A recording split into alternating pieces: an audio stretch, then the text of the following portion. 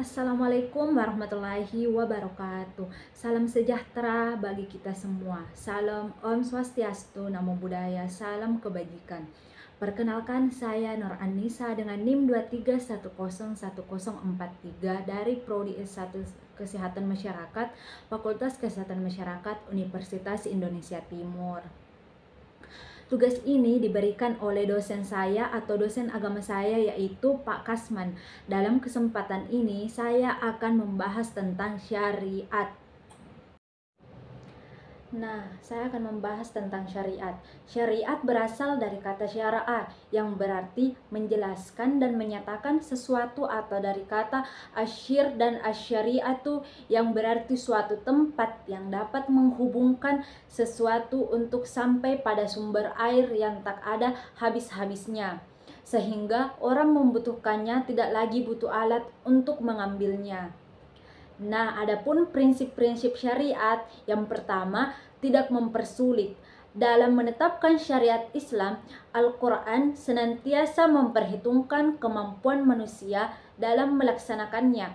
Itu diwujudkan dengan memberikan kemudahan dan kelonggaran kepada manusia agar menerima ketetapan hukum dengan kesanggupan yang dimilikinya. Sebagaimana yang diterangkan dalam surah Al-Baqarah ayat 286 yang berbunyi, Allah tidak membebani seseorang melainkan sesuai dengan kesanggupannya. Yang kedua itu mengurangi beban. Prinsip kedua ini merupakan langkah preventif atau penanggulangan terhadap mukallaf dari pengurangan atau penambahan dalam kewajiban agama. Al-Quran tidak memberikan hukum kepada mukallaf agar ia menambahi atau menguranginya, meskipun hal itu mungkin dianggap wajar menurut kacamata sosial. Yang ketiga itu penetapan hukum secara periodik.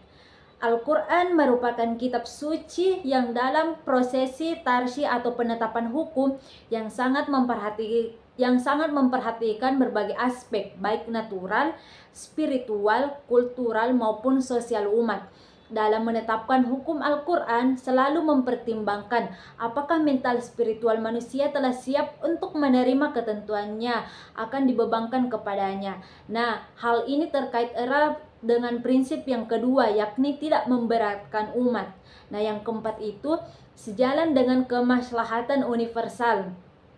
Manusia adalah objek dan subjek legislasi hukum dalam Al-Quran. Seluruh hukum yang terdapat dalam Al-Quran diperuntukkan demi kepentingan dan perbaikan kehidupan umat, baik mengenai jiwa, akal, keturunan, agama, maupun pengelolaan harta benda, sehingga penerapan hukumnya Al-Quran senantiasa memperhitungkan 5 kemaslahatan. Disitulah terdapat syariat Islam. Yang kelima itu persamaan dan keadilan.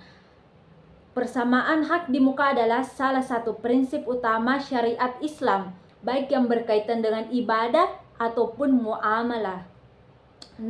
Adapun manfaat syariat Islam, pada hakikatnya menyelamatkan manusia baik sebagai individu, kelompok manusia, serta bangsa-bangsa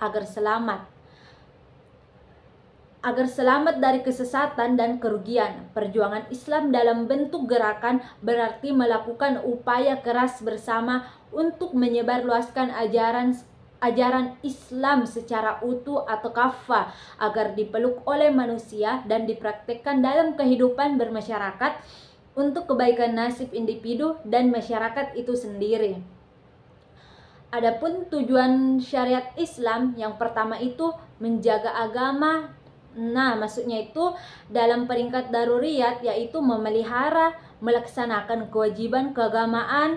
Yang dimaksud itu misalnya melaksanakan sholat 5 waktu, maka itu adalah kewajiban kita.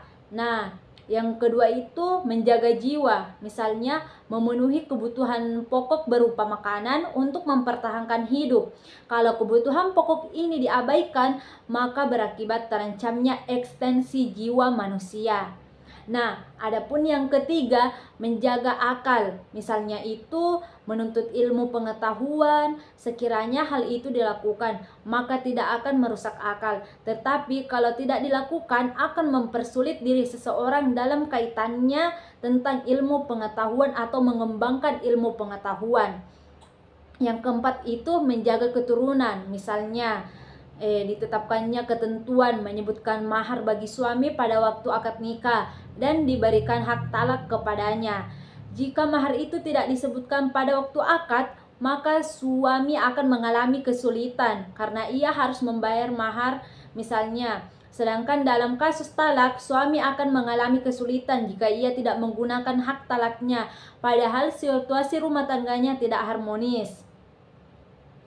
Nah, yang kelima itu menjaga harta. Nah, misalnya syariat tentang tata cara pemilikan harta dan larangan mengambil harta orang. Nah, misalnya mengambil harta orang itu dengan cara yang tidak sah. Apabila aturan itu dilanggar, maka berakibat terancamnya eksistensi harta. Nah, itulah yang bisa saya sampaikan. Wabillahi wal taufiq wal hidayah. Wassalamualaikum warahmatullahi wabarakatuh.